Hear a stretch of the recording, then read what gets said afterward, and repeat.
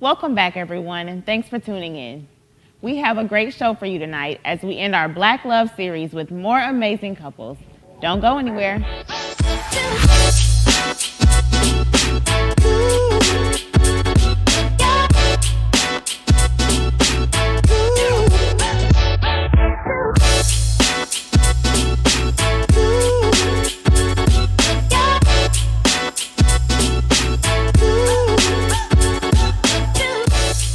Before we get into the topics for today's show, I must take a moment to share a praise report with you all. In October of last year, we did a show on breast cancer awareness in which we spoke with women who shared their battles with the disease. One of those ladies was our very own Reverend Gwen Pierre. Well, just a couple of weeks ago, she rang the bell, signaling the completion of her last round of chemotherapy, and she looked great doing so, might I add. While we're celebrating, let's continue to pray for Reverend Gwen's health, as well as others who may be still battling breast cancer. As you know, it's Black History Month, and for the last 2 weeks, I've shared the national theme with you all. But Wheeler Avenue has a theme for the month as well. We are celebrating the Black family, a family reunion. Each event for the month is reflective of the Black family experience. We're currently in a Bible study series on the family. We've also had Soul Food, which was a family dinners cooking show, and a Valentine's Day special with DJ Forbidden. Coming up, we have a family game night this Friday at 6 p.m., a family dance on the 26th, and This Is How We Do It, which is a highlight of family trips and traditions. All of these events are virtual, of course, and if you'd like your family to be featured, you can submit 1 to 2 photos of your family vacations and or traditions to photos@wheelerbc.org. The deadline to submit is tomorrow, February 17th. I hope to see you all at the virtual family reunion.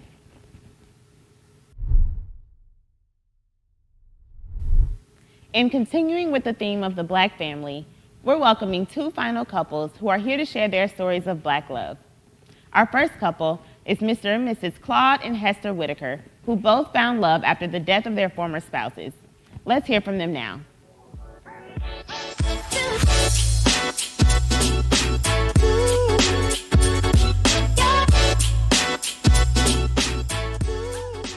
Mr. and Mrs. Whitaker, thank you for being with us this evening. How are you?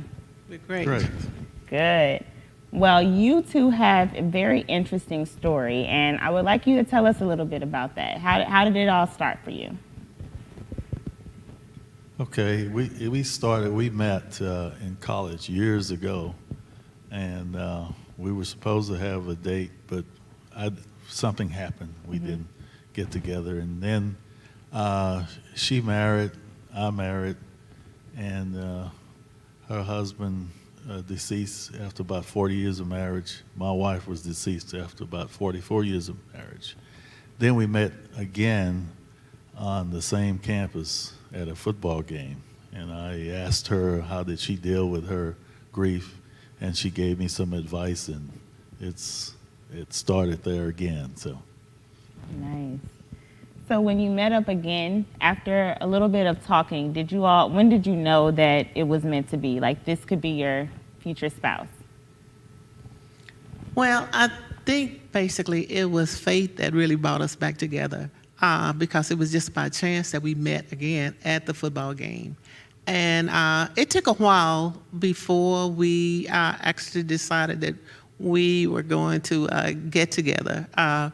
We went out on a couple of dates, and it took some coercing almost to get him to change his mind about what he wanted to do. So I said, okay, all right, we're just gonna leave this thing alone. And so I went my separate way, and so I went to a convention in California, and when I came back, he asked me to be his favorite girl. So I said, so what are you talking about? So anyway, it just went from there. Nice. So you mentioned that you two shared advice because of your similar experiences with losing a spouse. Do you think that those similar experiences brought you two closer together, or did it make things a little more difficult initially? I think so, because we had sort of the same situation, so that was something that we kind of shared together. Well, I think actually yes, because one of the things we both had gone through our spouses who were ill, and my husband had been ill for at least maybe 20 years. And we shared some of the same stories, and I talked to him about having faith in God and basically listened to some music. Kurt Franklin was one of the things, and Lance Allen was one of the things that really brought us out of it. So I shared those things with him and just told him just to have faith and just believe that everything would be okay. Nice. So can you talk to us a little bit about the importance of not trying to change your spouse? I'm sure that things were a little bit different the second time around when you two rekindled. So how did you navigate those differences? I guess one of the things that we talked about was basically having gone through a marriage of 40 years, you know that basically you can't change a person. And so what I decided that I would do was take Claude as he was and just look back and make certain that I didn't try to change anything. I liked the way he was. I knew that I wanted a person that had faith in God. I knew that he was a person that we grew up, we had very similar backgrounds. He grew up in a small town. I grew up in a small town. And when we both went back to each other's home, it was just like, wow, we were almost like just family. He loved family. And so that was important to me. So didn't try to change him to be somebody else. I knew that exactly what I wanted in a person. And I knew that he was a person who was kind, who was gentle, and he was generous. So those were the things that I looked for, not trying to change anybody, but accept the person for who he was. That's good. And also the marriage counseling that we attended here helped a lot to us to see our differences and see the things that we liked about each other and so forth. So that helped a lot. So what are some of those things that you like about your spouse or love about your wife?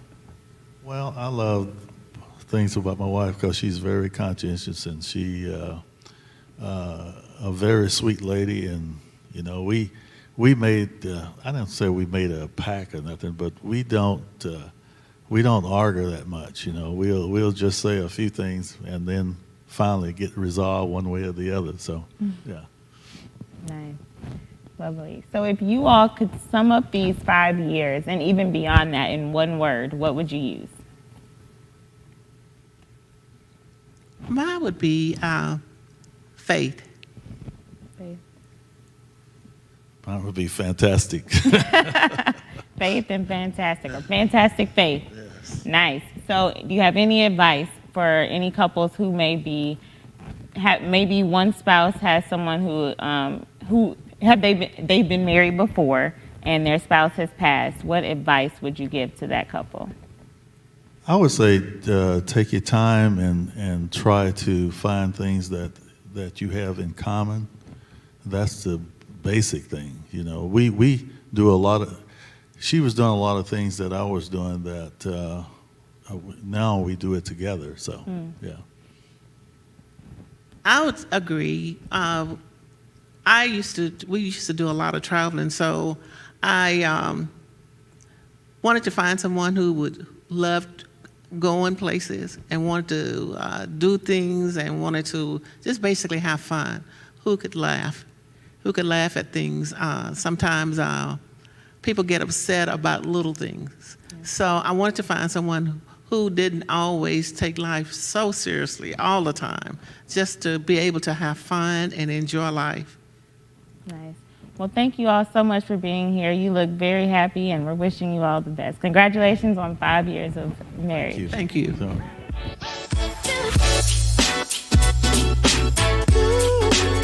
Don't you just love?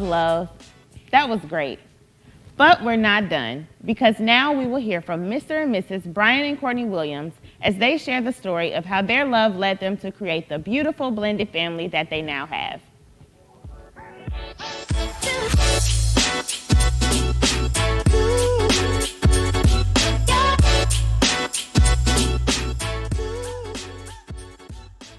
Welcome and thank you for being here. How are you?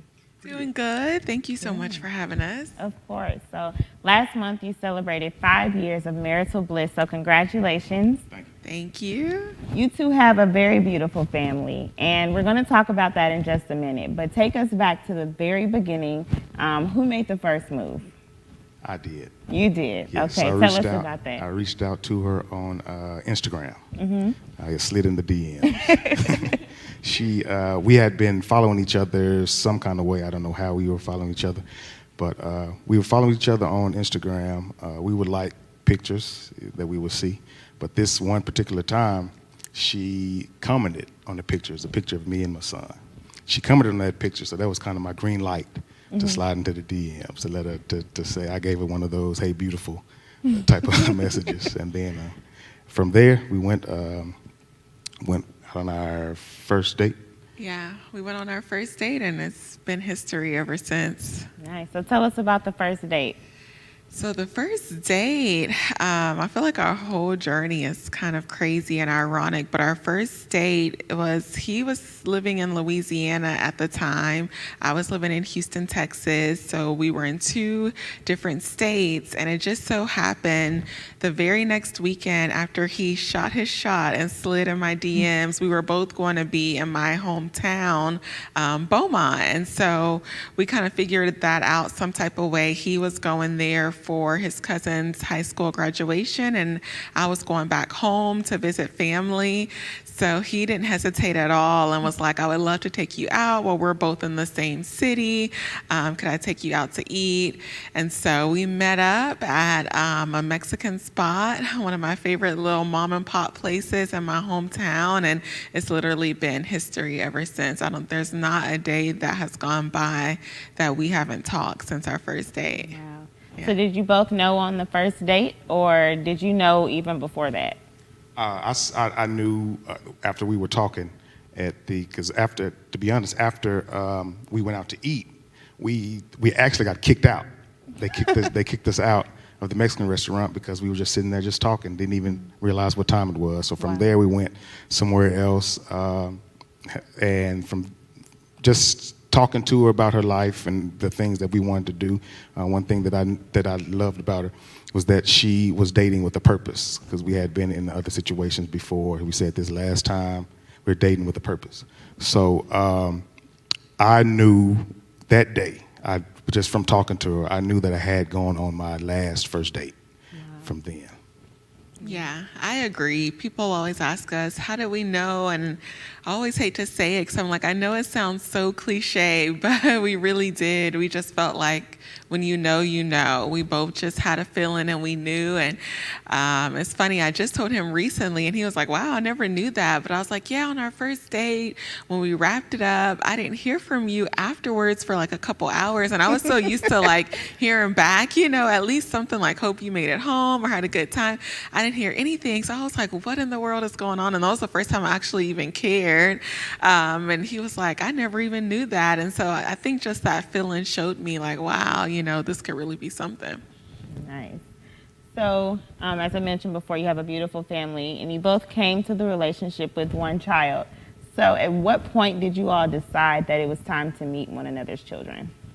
Yes, so I was a single mom of one. I had a daughter, and he was a father of one. He had a son. They were both pretty little when we first started dating. I think 3 or 4, or 2 or 3, 3 and 4. And we knew that it was time to introduce each other to the kids once we knew where this was going and that this was a forever thing. We knew, like he said, we were dating with a purpose, and we knew what the end goal was. So at that point in time is when we felt comfortable introducing each other to each other's kids. And I want to say that was maybe like around 3 months in. Yeah, so it moved pretty quickly. So how did they react? Did the children automatically click? Well, first of all, how did they react to meeting, you all, and then also meeting each other? Yeah, they reacted well. Like I said, they were little, so I think that helps a little bit.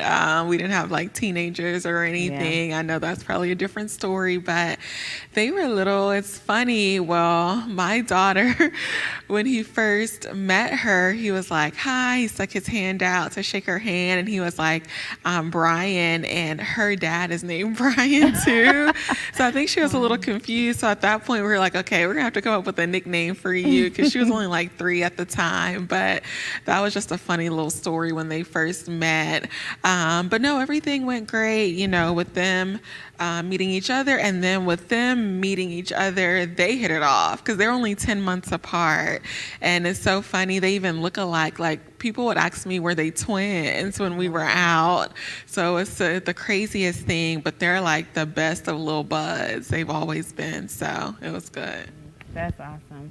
Well, I'm sure you two both have busy schedules. So I was listening to a panel discussion the other day, and I heard someone say that balance is a myth. You both have busy lives, as I said, with your careers, businesses, children. What do you think about that statement? Is it possible to have that balance? Definitely, it's possible.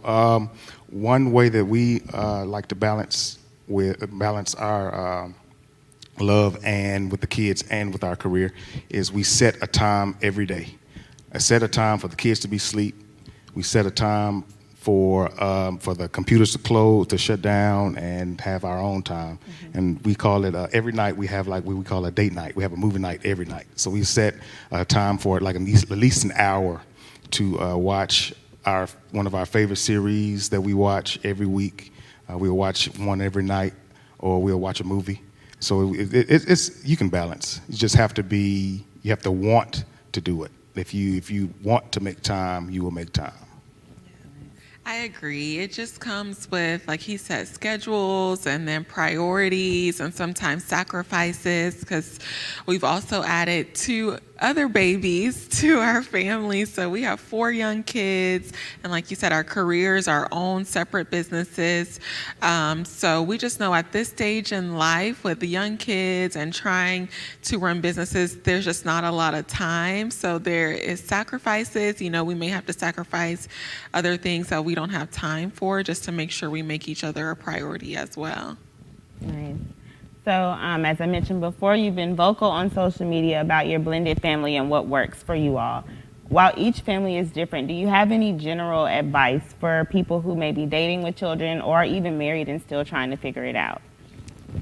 Yeah, one of my mottos is keep the kids first, like keep their well-being, their emotional well-being, all of their needs first. Unfortunately, a lot of times blended families, they get a bad rep of like being drama-filled and just chaotic, and always tell people if you keep the kids' needs and their wants first, because they didn't sign up for these situations, they didn't ask to be in these situations. So us as the adults, if we keep their needs first, it's really hard to have chaos and drama when you do that.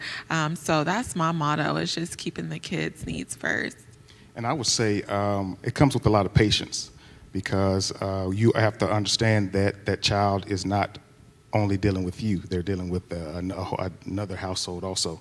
So you have to be patient, because there's things that in one household, they don't do the same thing. They are not as structured as you are, or there's certain things that you don't do that is in the other household. So I would say be patient. It comes with a lot. I know with us, I wanted to make sure that I wasn't coming in trying to be her father. I knew that I knew she had another dad. I wasn't trying to come in to be her father. I just came in to kind of help, to be a help to raise her for her and her dad. So a bonus. I came to be a bonus to her. So yeah, just be patient. I would say be patient to anyone. So what is your favorite thing about your family? My favorite thing, we've just been fortunate enough to where we've kind of had this platform to where we could be a positive example for other blended families. Like I said, they get a bad rep, and people want to avoid them, or they think they're drama filled. So one of my favorite things about our family is that we've just been blessed to just be a positive example, that they can thrive, they can be healthy, and we can have fun while doing it as well. My favorite thing is that we're big. I'm big on family, so to have the amount of kids that we have. I'm huge on legacy also, so I have little ones to leave my legacy with, and so that's my thing. I'm big. I like that we have 4 kids. We're a family of 6, still growing. Gosh, I just want to say, and he would love to have more, but I love it. a story for another day. So if you could sum up these 5 years in one word, what would that word be? Mine would be probably redemption. I feel like our story and our journey just shows God's redemption, and, blended families, we kind of show that, there's forgiveness, there's grace, there's mercy, and then there's joy and peace and love and all of that on the other side. So it would definitely be redemption. Favor. Yeah, I would say with everything that we've built and we're still growing, we can truly see God's favor on our marriage, and everything else that we have. Favor. Beautiful. Well, I'm so happy for you all, and congratulations on everything. Thank you. Thank you so much. Thank you.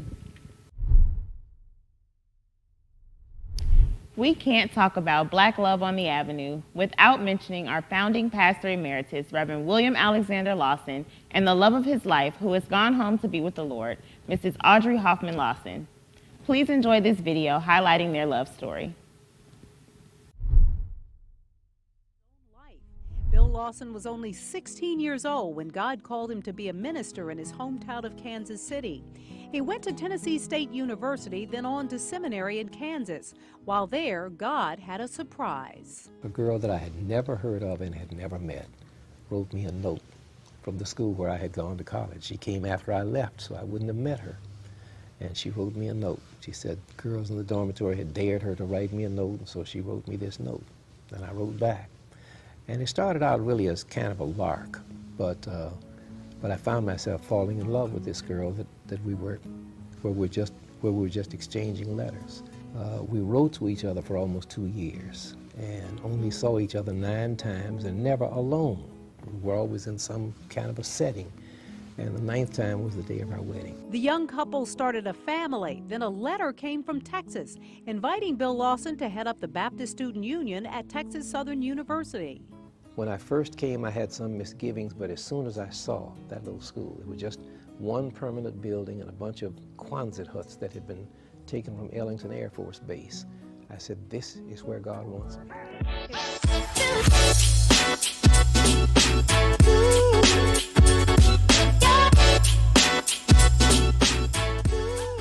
Hello again. This is Reverend David Moore, Sister Cajanelle Bryant Moore from the Wheeler Avenue Marriage Ministry, responding to questions that were sent to us by couples from the congregation. Kay's going to present the first question. Here's a 2-part question. What is the best advice you have received for maintaining your relationship? And what has been the worst advice you have received? So the best advice is posed in the form of a question. Do you pray together? Because the best advice you can have is the time you spend before God in the context of your marriage. And I use the word naked all the time, transparent, praying your pains and your sorrows and your struggles. Our biggest issue is couples do not pray their pain. We'll pray about the Astros, but we don't pray our pain. So I invite, the best advice I've ever received is continue to pray for your marriage. Seek his face together, hand in hand, arm in arm, and watch God bless it in exceeding abundance above all you could ask or think. It's amazing. And I think the thing is, couples will say, I pray, but they don't pray together. They pray individually. And so in the marriage ministry, when we have premarital or we have our first Monday now, our fellowship, we invite them to pray together, hand in hand, arm in arm, seeking God as a couple. You can have your individual prayer with God, but you need to have your couple prayer with God as well. And what's been the worst advice you've received? Kay didn't want to answer this question. But the worst advice I've heard is this. If you don't like it, just leave. I don't care who you hear it from That's the worst advice you're going to get in the context of your marriage. It's a thief. It comes from the thief of thieves. And hey, if you don't like it, just leave. Worst advice. And again, I go back to what was said when you made your marriage vows. The commitment was not to the people in the audience. And we talk about that when we dedicate babies. There's a commitment to the parents, there's a commitment to the godparents, there's a commitment to the people in the audience that you make at that sacred event. And a wedding is a sacred event. It's just not something that you do casually.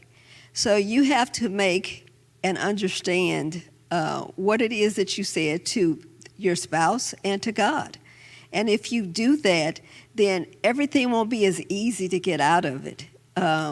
Or, the advice is you need to do what makes you feel good. Well, all the time what makes you feel good is not what's best for you. Your marriage will not honor your God. So pray, ask God for direction, deliverance, for peace, and you will get what you need. Amen. But don't ever feel that you're the most important person in the room. Amen. This last question. Looking back on your marriage and ahead to the future, what is the main lesson you would want your children and others outside your marriage to take away from your relationship? I spent a minute thinking about this, and it kind of rolled up just like this in my spirit.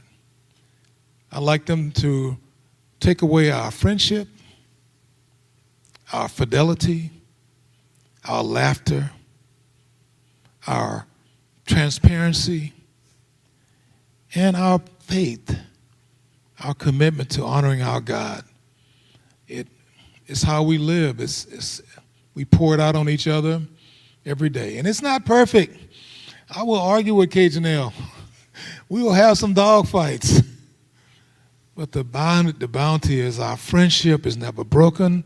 Our intimacy is never fails. Our fidelity, our laughter is an ongoing part of our life together. And we are on our knees. Hallelujah, we're on our knees. So that's what I hope people take away from our relationship. How about you, Cajun? I think what people have seen, because we've seen a lot of people for the last 46 years, that as we've gotten older and understood what our role is, that we have grown in who we are in Christ and who we are in this marriage. There are some things that I wouldn't have put up with at the beginning of the marriage, because that was the advice I got.